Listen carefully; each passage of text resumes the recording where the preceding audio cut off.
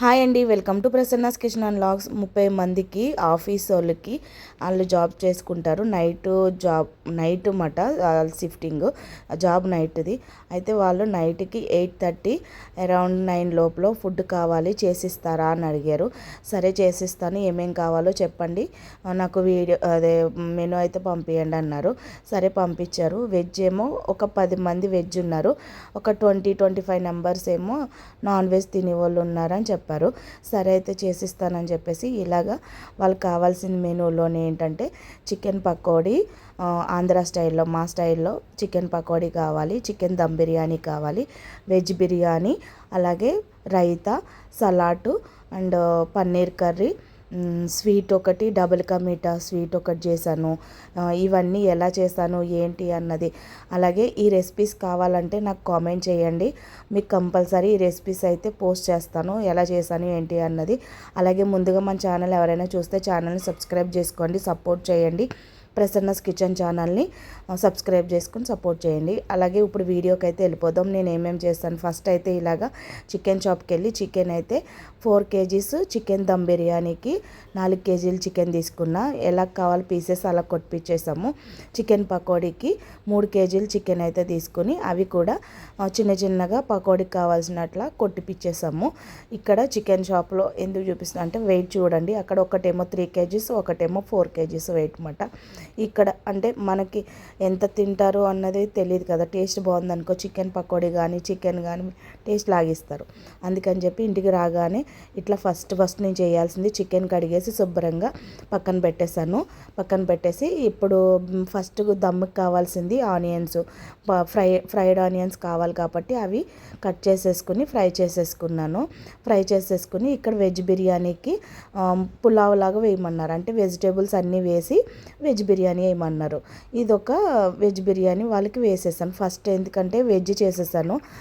Non veg మళ్ళీ చెయ్యి అటు ఇటు అవుతుంది కదా అని చెప్పి ఫస్ట్ వాళ్ళు వెజ్ తింటారు కాబట్టి వెజ్ వాళ్ళకి నాన్ వెజ్ కాకుండా ఫస్ట్ వెజ్ వండేసాను. వెజ్ బిర్యానీ చేశాను. ఇక్కడ వచ్చేసి పన్నీర్ బటర్ మసాలా, ఇది కూడా రెసిపీ కావాలంటే కామెంట్ చేయండి. టేస్ట్ అయితే మాత్రం నెక్స్ట్ లెవెల్ అన్నమాట. నేను కూడా తిన్నాను టేస్ట్, ఎందుకంటే తర్వాత టేస్ట్ చేయాలి కాబట్టి చేస్తాను. ఫస్ట్ అయితే అసలు తెలియను, కానీ తర్వాత అయితే ఎలా ఉంది ఏంటి అనేది కూర్చొని ప్రశాంతంగా అయితే టేస్ట్ చేస్తాను అనమాట. సూపర్ ఉన్నాయి, అల్టిమేట్ బాగా వచ్చినాయి. చాలా వాళ్ళు కూడా ఫుడ్ తిని చాలా బాగుంది, బాగా చేశారు అని చెప్పి నెక్స్ట్ టైం కూడా నాకు 2-3 టైమ్స్ కూడా వచ్చినాయి ఆర్డర్ వాళ్ళ దగ్గర నుంచే. అంత బాగున్నాయి అని చెప్పేసి ఒకసారి ఏమో పులిహోర, దద్దోజనము, ఇంకా వేరే రైస్ ఏదో చేసి ఇచ్చిన, అట్లా ప్యాకింగ్ చేసి ఇచ్చామంటే ప్యాకింగ్ చేసి ఇచ్చిన. చూడండి కిచెన్ అంతా ఎలా ఉందో, అన్నీ తెచ్చుకొని పెట్టుకుంటే మొత్తము కట్ చేసుకోవడానికే టైం ఫుల్ పట్టిందండి. ఇక్కడ వచ్చేసి చికెన్ దమ్ బిర్యానీకి నేనైతే ఇక్కడ చికెన్ 4 kg శుభ్రంగా కడిగేసి పెద్ద హండీ ఇది 10 kg అండి. అంటే చికెన్ 5 kg, 5 kg రైస్ వేస్తాను నేను. మీరు ఎలా వేస్తారో కామెంట్ చేయండి. నేనైతే 5 kg చికెన్ అయితే 5 kg రైస్ వేసేస్తాను, అంటే కేజీకి చికెన్కి కేజీ రైస్ వేస్తాను అనమాట. అలాగా నేనైతే ఇక్కడ 4 kg చికెన్ కదా, 4 kg రైస్ అయితే తీసుకున్నాను. దీంట్లోకి చికెన్ దమ్ బిర్యానీకి కావాల్సిన మసాలాలన్నీ కూడా వేసేసి మంచిగా ముక్కకు పట్టిస్తున్నాను అనమాట. ఇది ముందు కలిపేసి పెట్టేసుకుంటే మ్యారినేట్ చేసుకుంటే అయిపోతుంది కదా అని చెప్పేసి నాకైతే కాళ్ళు లాగేస్తున్నాయి వండుతుంటేనని చెప్పేసి నుంచున్నాను కదా అని సరే కూర్చొని కలుపుదామని చెప్పి కింద, అయినా పెద్ద గిన్నె కదా, వెయిట్ చాలా ఉంటుంది ఈ గిన్నె, అందుకని చెప్పేసి ఇదైతే దమ్ముకి సూపర్ ఉంటుంది అన్నమాట. నేను ముందుగా ఆనియన్స్ ఫ్రై చేసి పెట్టేసుకున్నాను కదా, అవి కూడా వేసాను. కొన్ని సరిపోలేదని మళ్ళీ అప్పటికప్పుడు మళ్ళీ వేపినవి మళ్ళీ ఇక్కడ వేసుకుంటున్నాను అనమాట. ఇలాగా నెయ్యి కూడా వేసుకోండి. నెయ్యి అయితే చాలా బాగుంటుంది.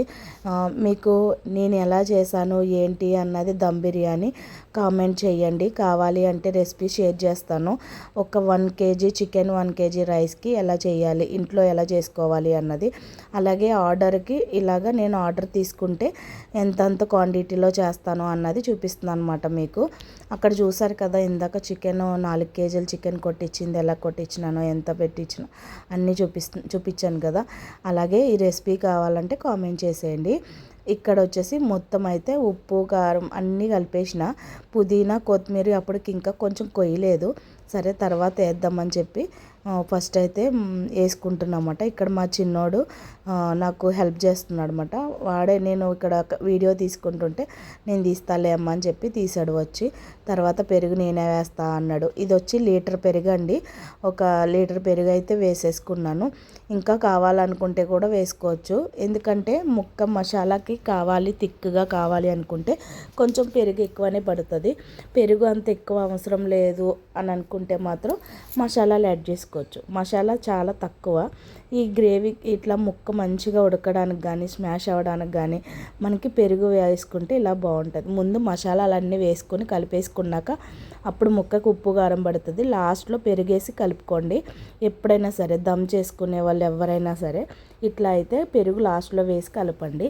అప్పుడు మంచిగా ఉంటుంది. ఇప్పుడే ఇందులోనే ఉప్పు కారం అవన్నీ కూడా ఎలా ఉన్నాయి సరిపోయినాయా లేదా అవన్నీ కూడా చూసుకోండి.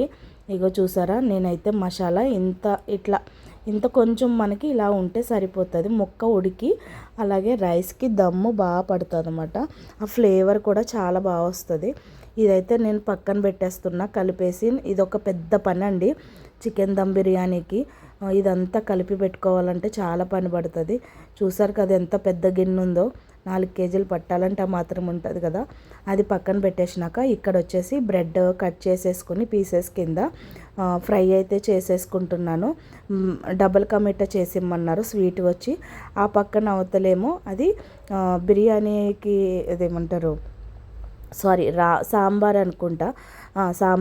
సాంబార్ అయితే పెడుతున్నా. అక్కడ గిన్నె అది సాంబార్ గిన్నె. ఇక్కడ పప్పు ఉడకబెట్టేసుకున్న కుక్కర్లోని పక్కనే ఉంది చూడండి. అంటే నాకు టైం సరిపోవట్లేదు. కొంచెం అలాగా మా పిల్లలు ఉన్నప్పుడు వీడియో తీయమంటే వాళ్ళు తీస్తున్నారన్నమాట. లేకపోతే అవ్వదు కదండి. ఆర్డరే ఇవ్వడానికి మరి చెయ్యాలంటే టైం సరిపోదు. ఇటు వీడియో తీసుకుంటూ మనకి అట్లా ఆర్డర్కి రెడీ చేయాలి అంటే సరిపోదు టైము. నేను ఈవినింగ్ 4 o'clock 5 o'clock స్టార్ట్ చేసిన. నాకు నైట్ 8-8:30 లోపల ఇవ్వాలి కదా ఇచ్చేయడానికి. నేనైతే ఇలాగా అన్నీ కలిపేసి రెడీ పెట్టేసుకున్నాను.